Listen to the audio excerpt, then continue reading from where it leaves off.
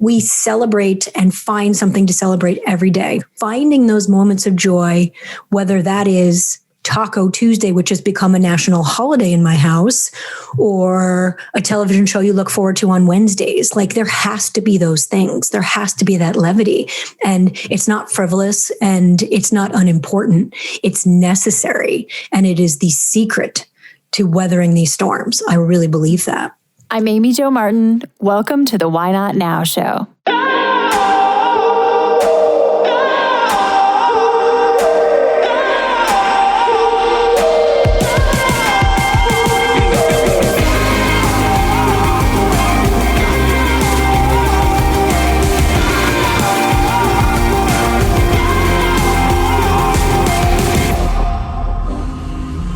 You know that thing you've been thinking about doing? Yeah, that one. Why not now? Have you ever actually taken the time to ask yourself, what's stopping me? Let's talk it through. This is your chance to give that idea the attention it deserves and take action. Each episode, I have a chat with a fascinating person, from entrepreneurs to athletes, celebrities, my parents, rocket scientists, and all walks of life. We talk through a critical time when they've asked themselves, why not now? We dissect that day or even that moment, step by step. Just let go.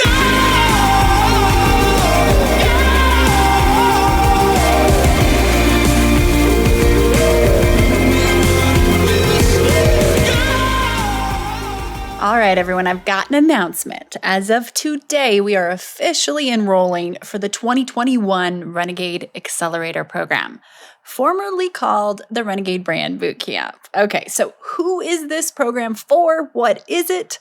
The Renegade Accelerator is for driven female leaders, executives, and entrepreneurs ready to massively increase their impact and income. The program is for like-minded, like-hearted women all over the globe. The experience is intimate, live, real-time, virtual, and it's led by me. Our curriculum is equal parts education, practical education, collaboration, and accountability. In the accelerator, you'll learn directly from me, and I share everything I've learned over the past 20 years in business. We meet in real time to learn, discuss, and grow together. This is high touch. I'll teach you a variety of things, from personal branding to the business side of public speaking, podcasting, publishing, marketing partnerships, how to productize your intellectual property, and we even talk about investing. I teach you all about the different types of investing in order to build your personal wealth. You will also learn the renegade mentality, which is a key ingredient in your success to generate real results. This program is the career love of my life because I get to curate a mosaic of driven, like-minded, like-hearted women who come together to lift each other and themselves up to the next level. After the Renegade Accelerator, you become a member of my top-level alumni community. This group of unmatched women who are making a positive impact is personally curated by me. The relationship building and networking opportunities are endless, and this collective of real, valuable connections will be something that you have forever. If you're at the point where you are ready to take action and accelerate, head to renegadeaccelerator.com. You can sign up for more information where I will guide you in determining if the program and the timing is right for you.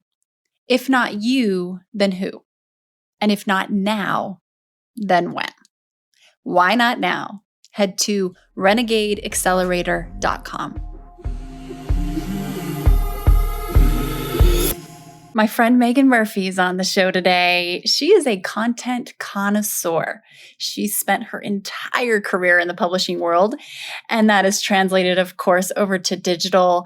She's an editor. She's an on-air personality. You probably see her on your television morning shows like The Today Show, like GMA, Good Morning America, like Live with Ryan and Kelly, you name it. Meaghan is the content director of the #1 selling magazine, on newsstands, Women's Day. She's spent time at Hearst. She's spent time at Condé Nast across many different titles. And the thing is she has transformed. She has navigated and innovated along the way because the industry has changed so much, and so has content in terms of how we connect, how we deliver value to our audience. I met Meaghan 10 years ago in a really unique situation. We share it in this episode. But what I learned immediately was there's something about her energy. There's something about the fact that you just want to lean in, listen louder, and learn more from her. She connects. She energizes. She has a new book out, which I'm so excited about, and it is called Your Fully Charged Life. I can't think of anyone better to write this book. So Your Fully Charged Life is Meaghan's practical guide to bringing your best self to every moment, even when the pressures of daily life leave you feeling overwhelmed, exhausted, and full of negative thoughts potentially. So Meaghan has informed us by the latest research in neuroscience as well through positive psychology and examples, tangible examples within the book. Meaghan's approach is unmatched. I have not witnessed anyone else who has a default of just assuming everyone's rooting for them. It's one of my favorite things that we discuss in this episode is that she just assumes everyone's rooting for her. And it's a wise strategy. If you default there and start from that place, then you're going to have a lot less clutter than if you assume the opposite. You can pre-order Your Fully Charged Life by Meaghan Murphy on any of the major online bookstores. So all you have to do is put it into Google. And also you can check out the show notes below here and click through to pre-order her book.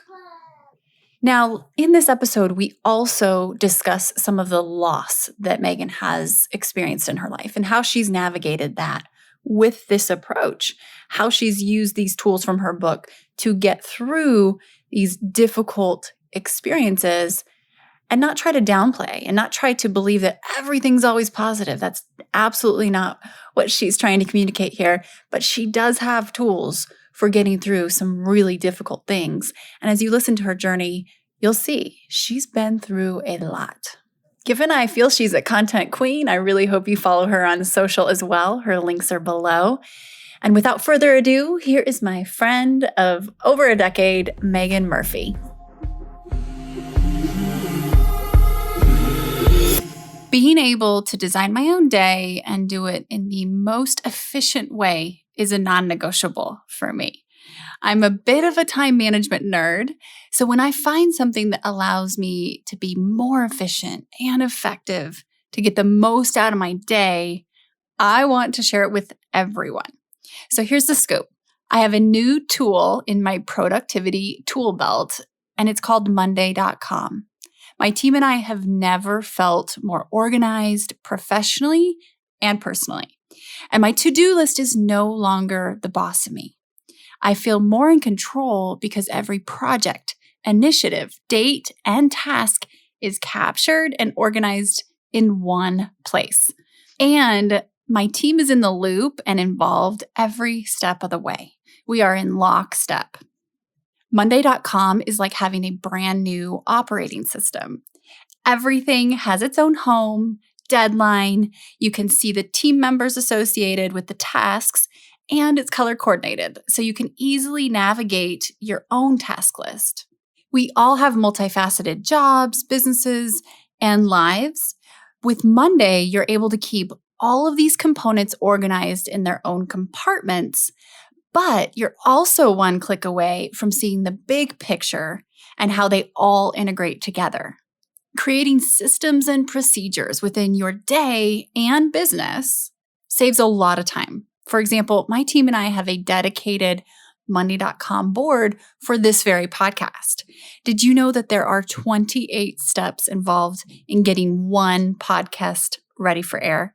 It's the same exact process every single time. And it's a system that we have put into place. So we know the various key steps are assigned to certain people, and we've mapped out the entire process from start to finish within this one board. This allows us to be streamlined. It cuts back on the amount of emails exchanged as well as the amount of meetings needed. One feature I love is that my social media content calendar is built inside of Monday.com. I finally have one that I actually use, I like, and it's embedded into my overall calendar as well. Another feature we use every single day is the Google Doc integration. You know I love a good spreadsheet. I can pull them into Monday.com and edit them right there versus having 97 tabs open on my computer, which is extremely distracting and inefficient. If how we spend our days is how we spend our lives, then I can't think of anything more important than using the time in our days wisely. Head to hey.monday.com/Amy Jo Martin to start your free trial today. That's hey.monday.com/Amy Jo Martin.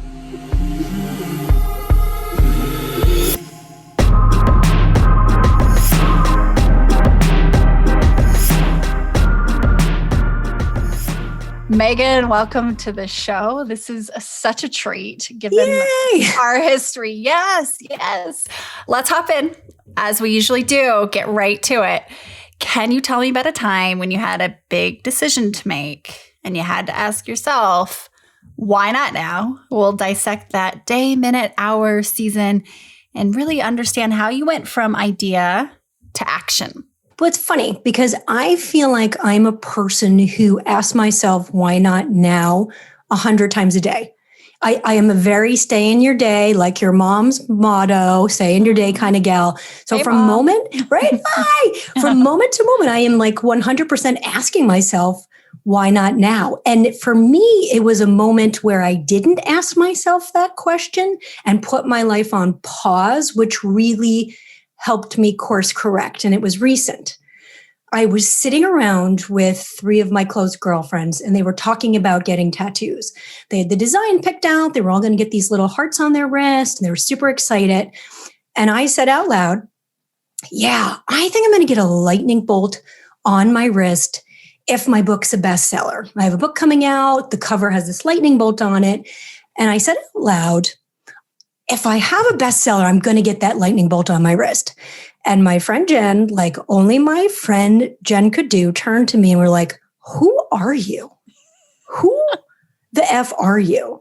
And then, of course, the 11 kids between us sort of kind of like intersected and, dived bomb the conversation. And the conversation kind of, got sidetracked and we went about the day. But I went home that night and I was like, she's right. Who the hell am I? I just said, I'm going to get a tattoo when and if my book is a bestseller. And I wanted to bitch slap myself. And instead I said, why not now? Call the tattoo parlor. And I called the American Dream Tattoo Parlor that had just come into my town. And I'm like, how do you get a tattoo? How do I get a tattoo right now? Like, how does this happen in this exact moment? And they're like, well, you need an appointment, but we have a cancellation at 4:30. And I'm like, I'm there. I'm there. I'm coming at 4:30. I call my sister, who's my right lung and usually my compass, because she's way less passionate, more practical than I am. And she's like, that's a great idea. She juggled her 4 kids, got in the car, drove 40 minutes, and came with me to hold my hand. And in that moment, I got the tattoo to match my book cover.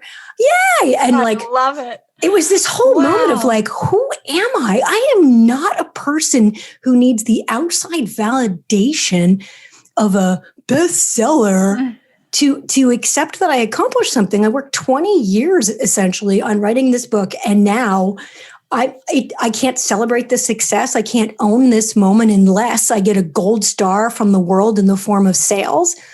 What the hell? And it was really a wake-up call for me to be present and appreciative of exactly where I was in that very moment. And that was having finished a book during a pandemic while launching a magazine and homeschooling 3 kids. This book can tank. And it doesn't matter because the moment to get that tattoo and to own that success was right then in that very second.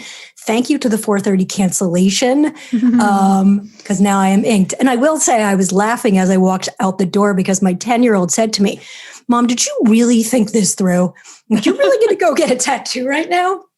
And I was like, yes, Charlie. She's like, Mom, your book could bomb. And I'm like, it absolutely could. But you know what, Char? I did something. I wrote this book and I am so proud and so passionate about having achieved this dream that it doesn't matter if no one reads it. It doesn't matter if my mom is the only one who reads it. I did it.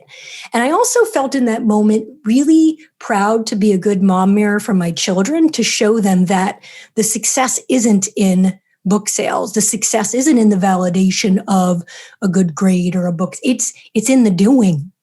The achievement is in the doing. I did something I didn't know I could do. And I was so proud. And every time I look at this tattoo now, I'm just so proud. And guess what? If I had a New York Times bestseller, hey, God willing, and got this tattoo, it wouldn't mean anything. It wouldn't mean what this means. I did it. I did it. Yes. And it was that moment. This is so awesome, Meaghan. So first of all, you caught yourself. You called yourself out. So let's go back to when you're sitting with your girlfriends and you stated, if this happens, I'll do this, meaning the external vanity metrics, right, of whatever those numbers look like. Do you remember feeling like, oh, it's not sitting right? Or was it just like, nope, this is what I'm doing? And then later, or did it, tell me about that delta between when you said what you said, and then you decided you wanted to call yourself out. It was my reality in that moment. And I think it also helped me realize I have a lot of insecurities about releasing a book. I've made magazines for many, many years. I've been on television. I've done a ton of projects, but this feels like giving birth to a fourth child that people will judge. And I think that in the moment when I finished it and kind of started to realize like this will be out in the world, I think my insecurities about that kind of put me on pause. And I needed my friend to verbally bitch slap me to have that wake up call.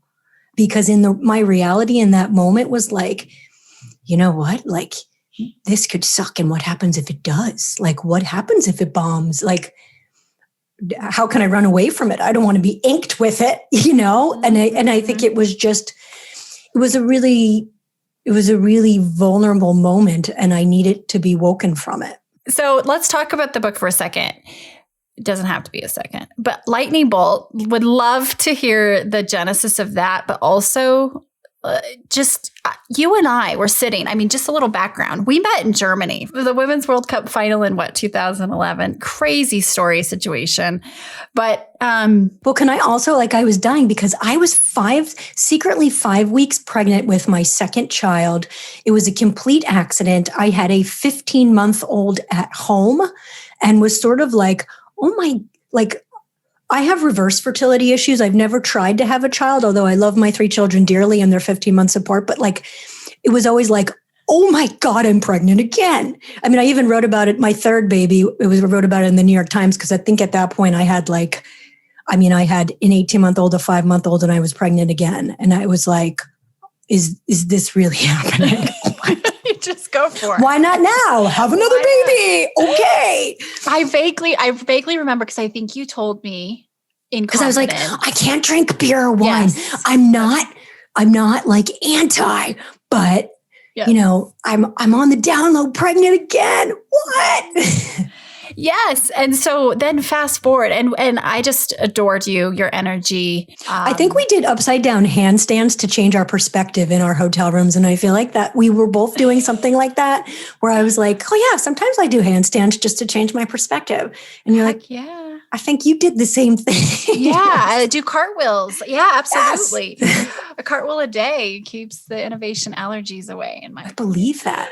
And then it's just, gosh, a couple years ago, maybe 2 years ago, we're sitting in the Hearst lobby, and you mentioned this idea of a book, and you are a professional action taker, but that had manifested kind of in its own way, as things do. Let's talk about your fully charged life and the lightning bolt? So your fully charged life is theoretically a simple approach to having endless energy and filling every day with yay. Which you do. Which I do, but it's hard earned. And I learned to live this way. I didn't start out this way. Learn to live this way. I learned to live this way. I trained to live this way. And, I'm a big fitness girl. And I always say the same way I trained my muscles, I trained my brain. And now I do get to kind of automatically move through life in this way, but I had to train first. I kind of think of it this way, sort of like we brush our teeth, comb our hair, and take a shower without giving a lot of thought. I find the yay and am grateful and endlessly optimistic by default. It's just now part of my wellness regimen, and I don't have to think too hard about it. But that was a process. So the whole genesis of the book was really is that I figured that out and wanted to share it. People would come up to me and be like, if I could bottle your energy, if I could just have a little bit of that secret sauce, like, can you just sell whatever it is you're taking? And I joke because in college and down the line, people are like, are you on drugs? Like, how do you have this much boundless, positive, bubbly, infectious energy? And I'm like, well, I trained to live this way. It's not who I was. I always laugh because my nickname was Grumpy as a kid. I mean, I literally had a necklace that was Grumpy the Dwarf, and I have it hanging in my closet now because it's such a reminder of who I was and where I've come from. But I was sort of like the embodiment of negativity in 5th grade.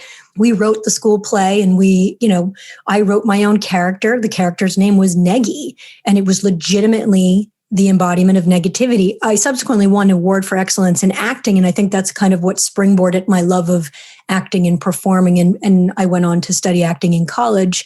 But that character of Neggy was who I was. I mean, my negativity bias was strong. Like, I was the embodiment of negativity. I mean, I can remember the family was planning a trip to Disney World, and it was like, why would we want to do that?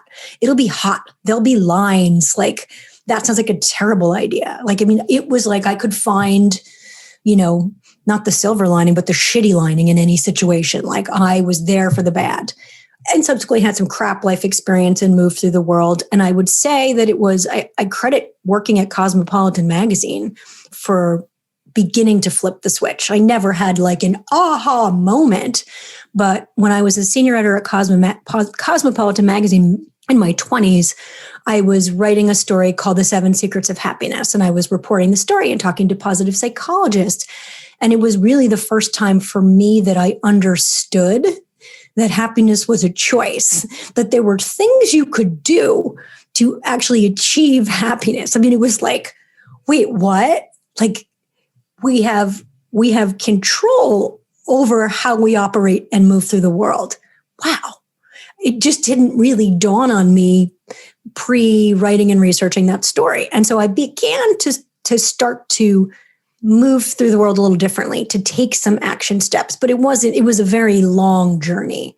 And I've had the luxury of being a service journalist so that I've been able to kind of research and talk to experts and, every PhD or whatever in these fields that I was curious about, and then test their tips on myself as a guinea pig, write about them, talk about them.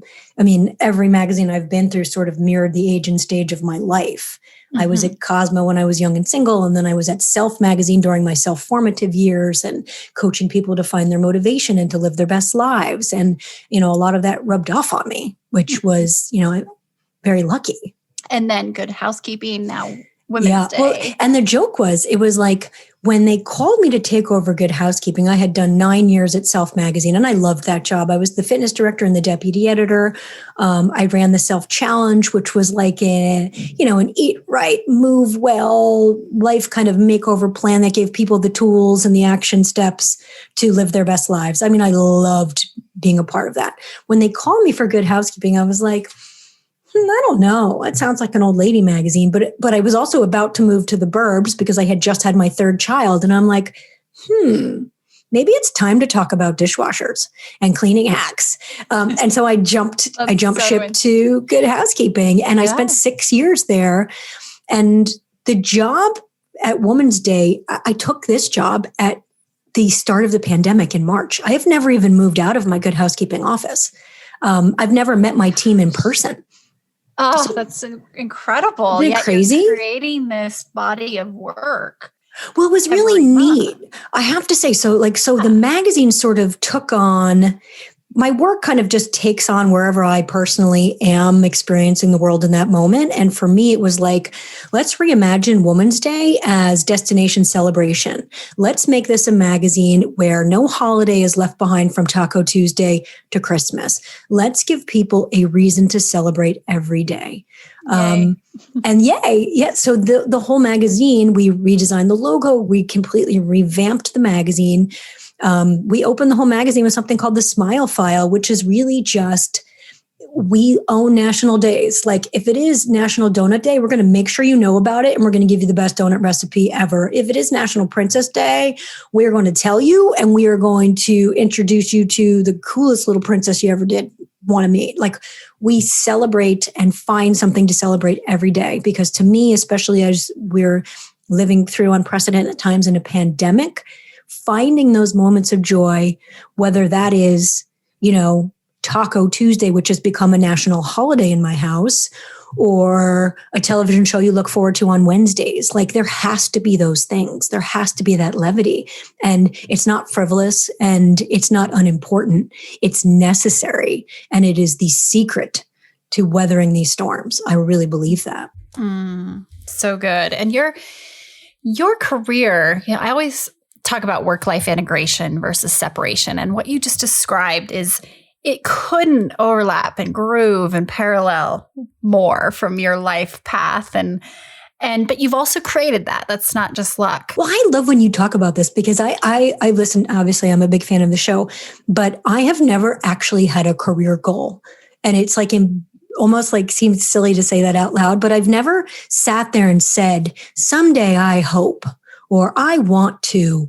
I really, really chase excitement because I know in my world that if I care, I can make someone else care too, and I'll be good at it. That's interesting because back to the lightning bolt, that was not necessarily part of your DNA. So the funny thing, it's not part of my DNA, but it is part of my mom's DNA. So my mom is the OG Bolt.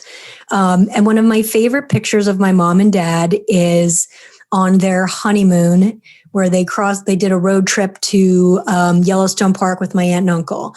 And my mom has these cool braids and this lightning bolt t-shirt. And it's just always been an image that like really just resonated for me and made me like filled with excitement and kind of gave me that lightning bolt charge.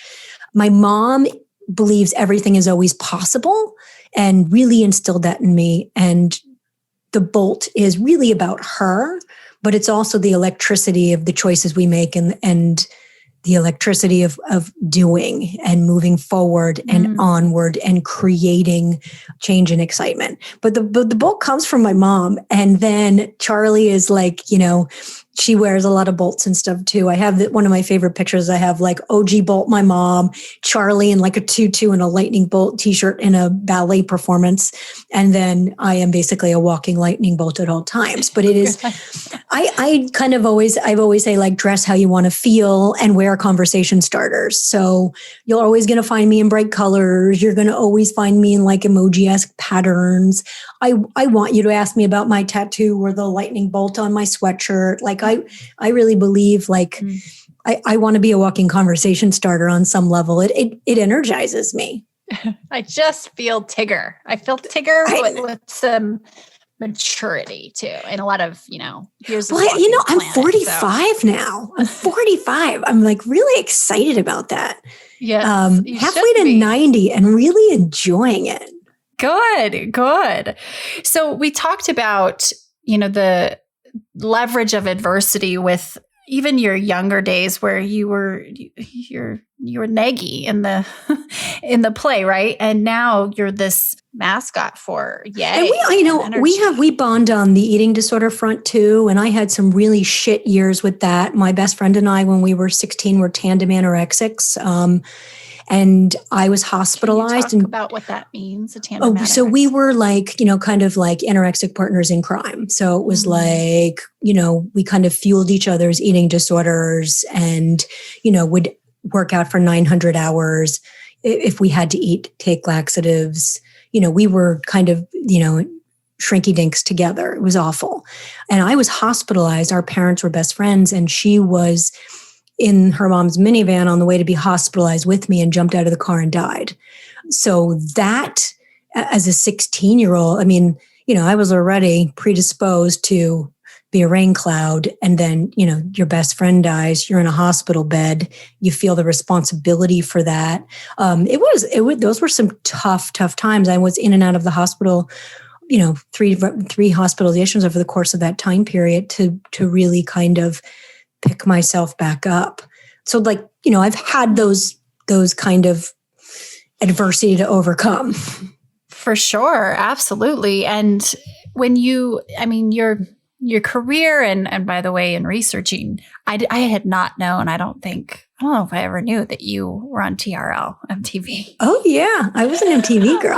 But can I tell you something? Must have been a younger, how did we get from there to there? Well, the irony is, I often say there's a grain of good in all bad. And it's, it's that experience. So losing my best friend, going through all this hospitalization, but the crazy part about that is I wrote an essay about it. I wrote an essay on overcoming adversity, and I was named a Horatio Alger National Scholar.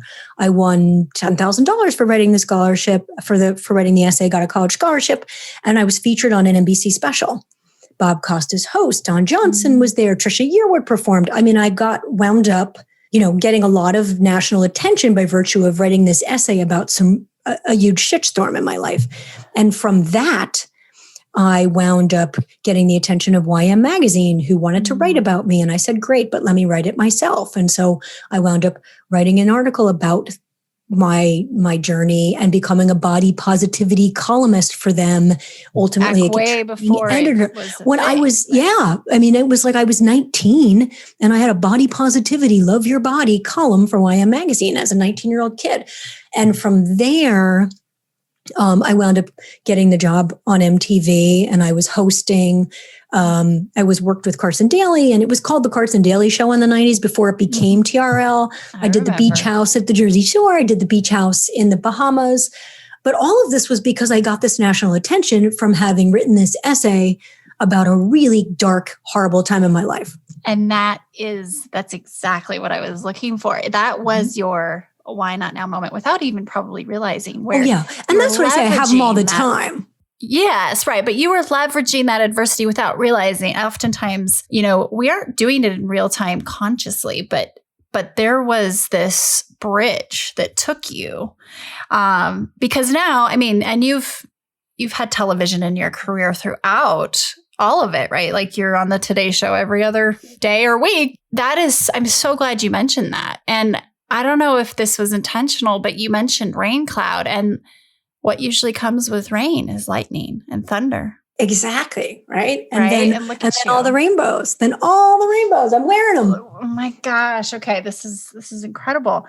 So tell me, Meaghan, how do you invest in yourself?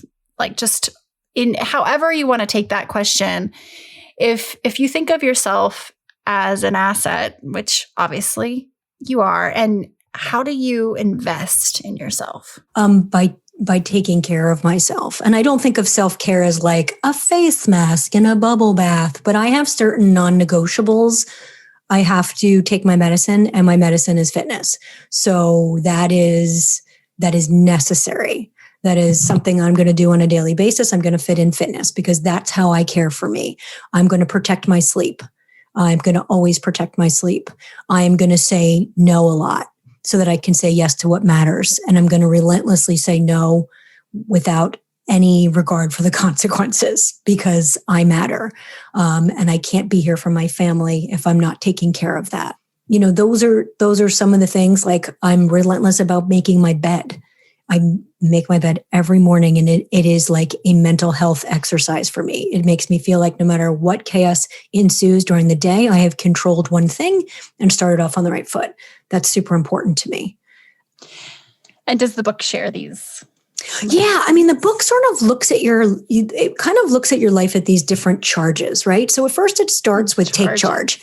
Yeah, so it starts with take charge, and that's going to give you the basic tools and tips to use the book appropriately. The whole premise of this book is the thing I hate about self-help books is that they're assuming that you're broken and that you need fixing and that you need to have these big, lofty goals to move forward. It's really not this. Mine is like, hey, guess what? Tomorrow could be more awesome, and I bet you one of these tips or tricks or strategies is going to stick and let you see that. But you're okay as you are. Let me just reassure you that. Like, this is not let me fix you book. Then it looks at the positive charge. That's the first really meaty chapter. And that is really about how to retrain your brain to more automatically see the good and find the yay and the joy in life. Then there's the love charge. And the love charge is really about the importance of the relationships in your life and not just like the core people, maybe your partner or your children or your family. It's about the cashier and the barista and the so-called weak ties that have so much potential to impact our day and our happiness. And then there's the work charge. And that is really about how not to be an asshole and to find passion and purpose and why that's so important. Even if you can't find the passion and purpose in your actual physical job because you just got to pay the mortgage, how do you find that somewhere else so that it can inform how you function in that job? The recharge is about moving through grief and loss and resilience and tools and strategies to do that with ease. And then the extra charge. Quick question about that one.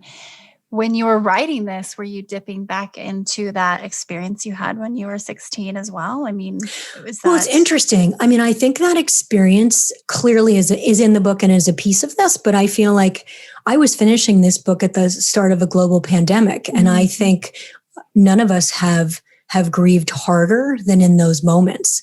When I look at my children and all that they had lost, their classmates, their sports, their activities, their freedom, their ability to go outside and not have to wipe down the mail in those early days, right? Yeah. So the book, that chapter, I actually reworked and kind of rewrote by virtue of some of those experiences. I also lost my dad to pancreatic cancer in a 5-month span.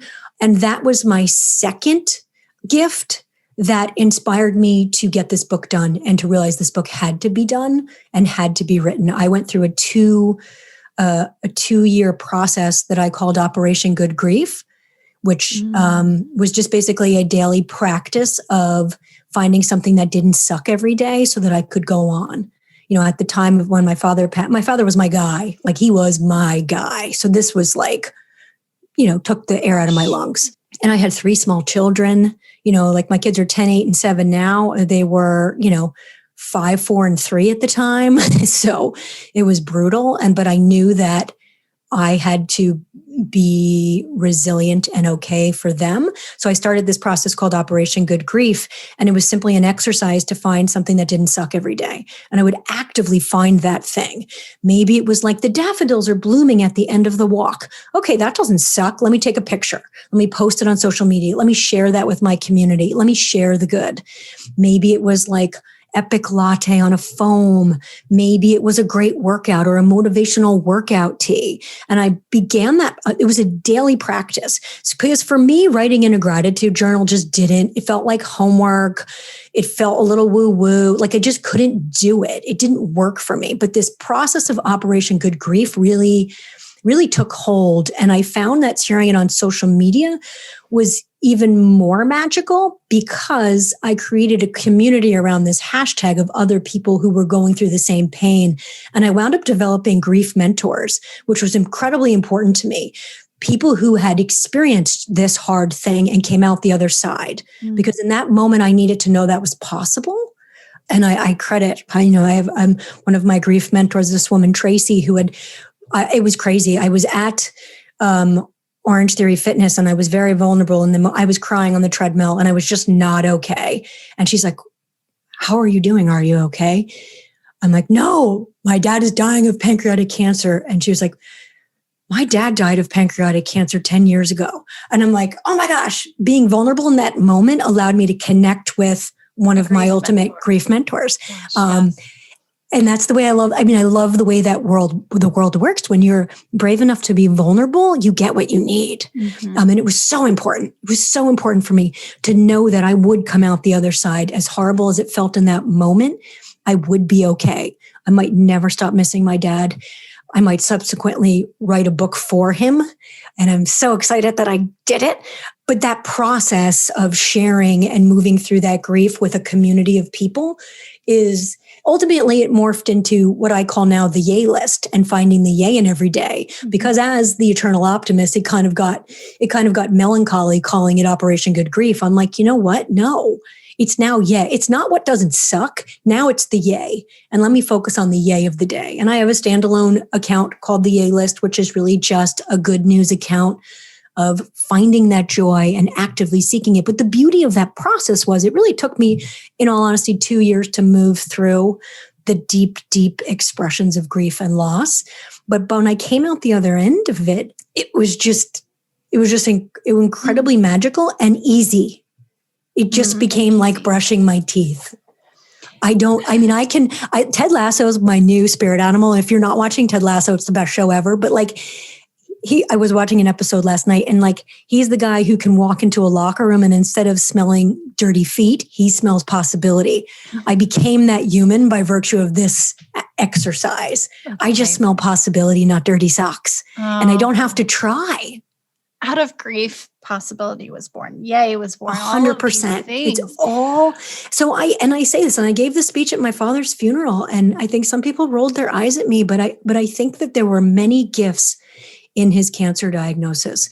I got 5 months to try on the idea of losing him. I got 5 months to ask him all the uncomfortable questions. I got 5 months to understand what he wanted his legacy to be.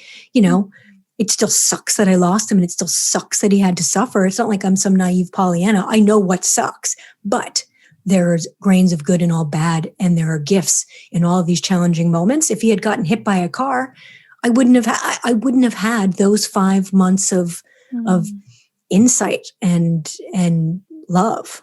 Oh my gosh, Meaghan. Oh, wow. So this is kind of shifting a little bit, but it's, I look at knowing you and your personality a bit, and then also what we've just talked about. I really see there's this spectrum, and today in society we tend to bucket like this woo side where you drink your kombucha, you do your yoga, you gratitude journal, and you surrender and meditate, and then there's this more do side of 24/7 hustle, grind, spreadsheets, go, go, go, go, go. And I've tried on both. Neither of them work out great for me, but I don't want to water down to be a 5 instead of a 1 or a 10, right? So I kind of look at it as like the quantum peak. And you in my opinion, live in that. I 100% live in the middle.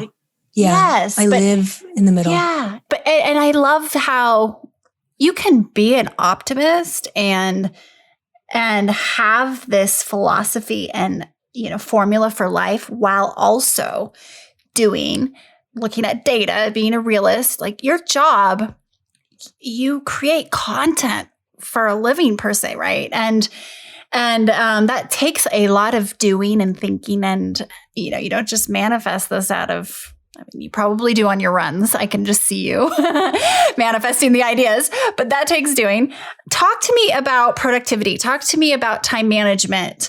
You said, I'm not Pollyanna. You see both sides, but you also get a lot done. And so what are some of your top tips, thoughts about just productivity and time management? I would say, the number one thing is saying no. I think in my 20s, I said yes to everything. How stupid, right? I tell a story in my book about I was as a new mom in the school, and I wanted to impress the PTO moms as a working mom about how involved I wanted to be and how involved I was, even though I was commuting to the city, and I volunteered to count box tops. Well, guess what? The box tops got buried in my mudroom. I completely lost them. And then I get the call from the PTO president. Hey, they were due at noon. Were you going to turn in those goddamn box tops you were supposed to count? Well, I was on a train to the city, and no, the box tops didn't get counted. And And I realized in that moment, I'm like, why am I saying yes to stuff that doesn't matter? What matters to me is not what the PTO moms think. It's what my kids think. So the things I should say yes to is like chaperoning a class trip where I'm kid facing, not counting freaking box tops at 8:00 at night. Now they're digital, great.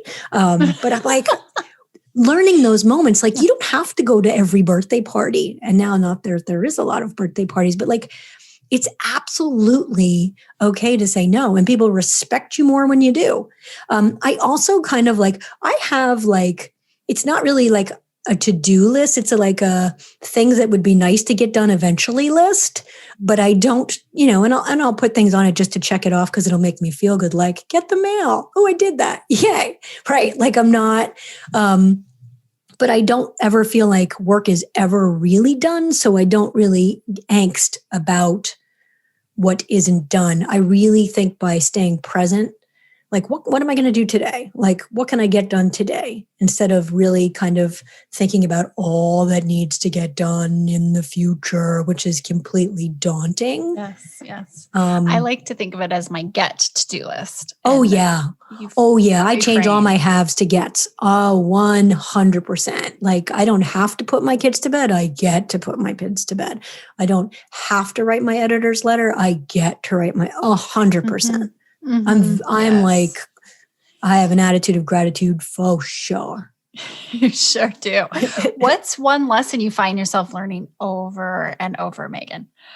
Oh, one lesson I learn over and over again. That's a good question. I think I'm so optimistic. I don't really think about things I'm getting wrong. It's probably a very underlying process that just happens on its own. I'm guessing that. I'm like, you wow, are growing. Yeah, but I have to be honest. I don't think that hard about who I am. I have core values, and that's kindness and confidence. And that's all I want my kids to be, is kind and confident. And I also know in life that if I'm being kind and I'm confident, that any decision I make, anything I do is the right thing. I love that. Love it so much. And where your focus goes, energy flows, right? Exactly. So I think about, I mentioned this a few times, but one of my mentors, his name is Kenny Tomlin, he talks about when you create something and you share it with the world, whether it's on the internet or whatever, you're kind of skinny dipping in the pool of public opinion. And I think about the amount of content you've created in your career, whether it's magazines, for yourself on social, through the Today Show, Kelly and Ryan, whatever it is. Can you, you talked about kindness and confidence. How does your confidence core value fit into content? And then just selfishly, any tips on content creation, which I know that's a little bit of a departure, a little more tactical, but let's start with the first. So I would say, so here's the thing. I basically think like if I care or if I have a problem that I can solve say for instance, I have a really greasy dish and I discover that soaking it in baking soda overnight is going to magically scour that pan without having to ruin my manicure. Well, I just assume everybody else has that problem too, and I can help them solve it. So I assume any content I'm creating is solving a problem for not just me, but for someone else. So my content is never it's never vanity. It's always problem solving. I want it to be news that the person can use. I want it to be something that makes them joyful, motivated, inspired, excited. Relieved because now they have this amazing solution that actually works. That's how I create content. And I kind of create content seamlessly because I'm a guinea pig for the content. I seem to, as a mother of 3, like suddenly homeschooling and moving through a pandemic and working 6 jobs, I've got all the problems. And so therefore I need to create and find all of the solutions. And as soon as I do, I am absolutely going to tell you about it because I am an evangelist for good ideas. That's kind of how I think about it, right? Like one of the things I talk about in the book is I just assume everyone is rooting for me, just as you should assume everyone is rooting for you, that they want you to give you this great idea. They want you to solve their problem, because guess what? Then they benefit too. And it's really all about them anyway. So like that is sort of, I just think the world is my cheering section, and like they're counting on me to like give that game-winning advice. Right. And I find such joy and delight in sharing. I will say, so I did, but I still had that moment of like insecurity about the book, because the book, I've made magazines, I've been on TV, I record a podcast, but like the book is really my guts in book form. I mean, it is everything I believe, everything I stand for, everything I care about. It is for Pop, my dad, my cardinal. It is, and it's, oh God, I hope people like it, because I care about it so, so deeply. And I will say, like it solved all of my problems, and I got to really road test it during this pandemic. It has given me the toolkit to move through even the hardest times. And I found myself, we had to quarantine for 2 weeks recently after having like an outdoor family play date with another family. We got the call the next day. 3 of the 6 family members tested positive for COVID. And I'm staring at my husband. I'm asthmatic. I've been in the hospital for pneumonia. I'm just staring at my husband, paralyzed, saying, okay, let's just stare at each other for the next 5 days and pray to God we don't have symptoms. And I was paralyzed in that moment. And then I used my fully charged toolkit. I'm like, okay, we can sit here and stare at each other in angst, and I can have PTSD, post-traumatic stress syndrome from my father's chemo scans and waiting for those results, or I can do something. I can take an action step. I can use my fully charged toolkit. I can make an elderberry smoothie. I can make sure everyone gets enough rest so that where our immunity is up. I can take an extra vitamin D supplement. And as soon as I put myself into action, I was no longer stuck. And then I therefore was able to feel more hopeful and to come out the other side. Mm-hmm. I use these tools on a daily basis to get myself unstuck, because it's not like I don't get stuck. I mean, yes, but I have the toolkit. And you work at a daily practice. A couple of quick, we'll just call them rapid fire questions. How do you know when to let things happen versus make them happen? Like when to push on the gas versus coast, ease up? I don't ever really push on the gas, but I don't coast either. I seek what excites me. And that's how I move through life. I love it. I love it. Oh, it's just like the words and they're almost like butter off of your tongue. It's so good. It's true, Meaghan. I'm like, gosh, what did I write down here? Even we're good, Operation Good Grief. And you just think in these yummy, snackable words. Okay. So another question, pirates or ninjas, who's tougher and why? I think about this deeply on all of my runs. You've had time to. I do. I know. And I think I always net out at pirate, because I think it would be so much fun to open a treasure chest. Like, could you imagine? Yeah. And I love Goonies, and like that whole scene where there's just jewels. I'm like, whoa, I think I want to be a pirate, but I don't want to hurt anybody. But I also do kind of want to say, arr, matey. Just be a happy pirate. I want to be a nice pirate. Like with a little bit of your lightning bolt to your energy. I mean, right. It would be a movie in itself. And just to wrap us up here, if you could go back to handing in that essay after having just experienced such grief and loss as a 16-year-old, what would you say to her? I wouldn't say shit. I wouldn't change a thing. I wouldn't have gotten in her head, because she was a stubborn 16-year-old and she would not have heard me. And it could have changed the whole trajectory. She could have stubbornly not turned in that essay. Yeah. But she knew what she was doing. Yeah. Oh, goosebumps. Goosebumps. I am so excited for you. I'm so proud of you for this book. It's already globally successful given the energy you've put into it and what you've done. I mean, and just What a great reminder to celebrate the journey. Yay. I can't believe I'm on your show. I feel like I'm going to tear up.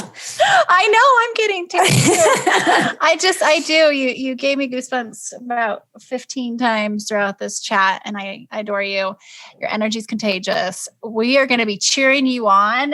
Thank you, Aim. Assume everyone is rooting for you because they are.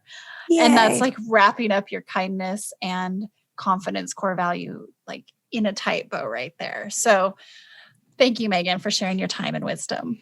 Yay!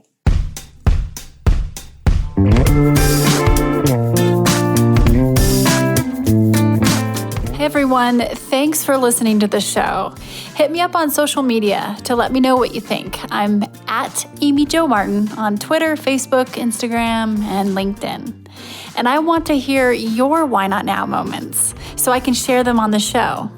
Just send me a note to whynotnow@amyjomartin.com. For show notes and other offers, you can visit amyjomartin.com/whynotnow. And while you're there, don't forget to sign up for my email newsletter for exclusive content and announcements. A big thanks to Rock Salt Music for all of the tunes by the talented John Coggins. And of course, a hat tip to Richard Brewer for editing and producing the show. I'll see you next time, and until then, why not now?